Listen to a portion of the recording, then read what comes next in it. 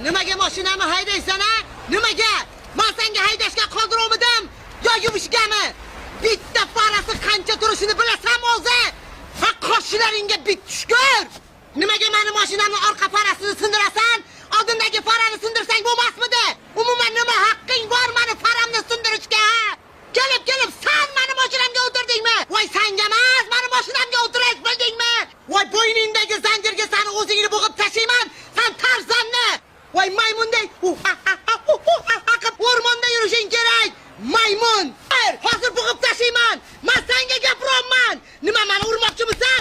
Ha undan ko'ra bo'ynimdan ushlab bo'g'ib qo'ya qol. O'ch ovozingni gapirma.